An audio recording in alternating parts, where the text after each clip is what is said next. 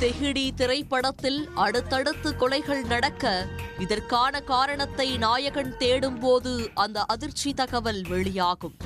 இதில் கும்பல் ஒன்று ஆதரவற்ற நபர்களை குறிவைத்து அவர்களுக்கே தெரியாமல் காப்பீடு பாலிசி ஆரம்பித்து அவர்களை கொலை செய்து பண மோசடியில் ஈடுபடுவதும் அம்பலமாகும்.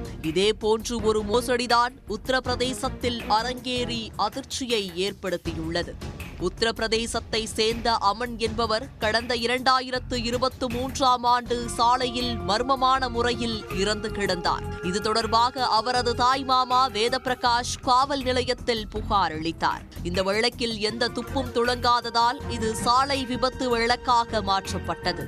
அமன் 2,70,00,000 ரூபாய் காப்பீடு செய்திருந்த நிலையில் அவரது தாய்மாமா வேதபிரகாஷின் பெயரை நாமினியாக சேர்க்கப்பட்டுள்ளது. இதன்படி முதல் தவணையாக 20 லட்சம் ரூபாயை தாய்மாமா வேதபிரகாஷின் வங்கிக் கணக்கில் செலுத்தப்பட்டுள்ளது.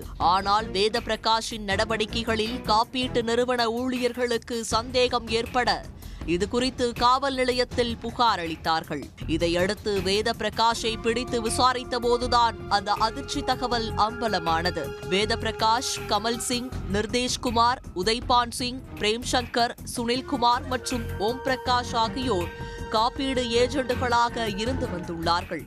இவர்கள் ஆதரவற்ற நபர்களை குறிவைத்து அவர்களுக்கு தெரியாமலேயே காப்பீடு செய்து பின்னர் அவர்களை கொலை செய்துவிட்டு விபத்து நடந்தது போல நாடகமாடி காப்பீட்டு பணத்தை பெற திட்டமிட்டுள்ளார்கள். இதன்படிதான் அமன் பெயரில் காப்பீடு எடுத்து அவரை கொலை செய்து உடலை சாலையில் வீசி விபத்து போல நாடகமாடி காப்பீடு பணத்தை பெற்றுள்ளனர். வேதபிரகாஷ் கொடுத்த வாக்குமூலத்தின் அடிப்படையில் அவரது கூட்டாளிகள் 6 பேரை கைது செய்த போலீசார் அவர்களிடம் தொடர் விசாரணை மேற்கொண்டார்கள்.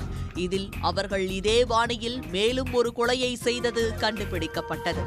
கடந்த 2022ஆம் ஆண்டு சலீம் என்பவரை கொன்றுவிட்டு விபத்து போல நாடகமாடி 75 லட்சம் ரூபாய் காப்பீட்டு தொகையை மோசடியாக பெற்றதும் அம்பலமானது.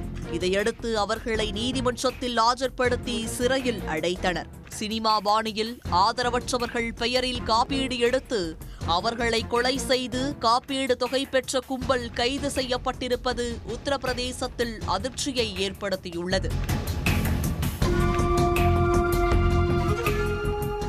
உடனுக்குடன் செய்திகளை தெரிந்து கொள்ள சன் நியூஸ் பெல் ஐகானை கிளிக் பண்ணுங்க.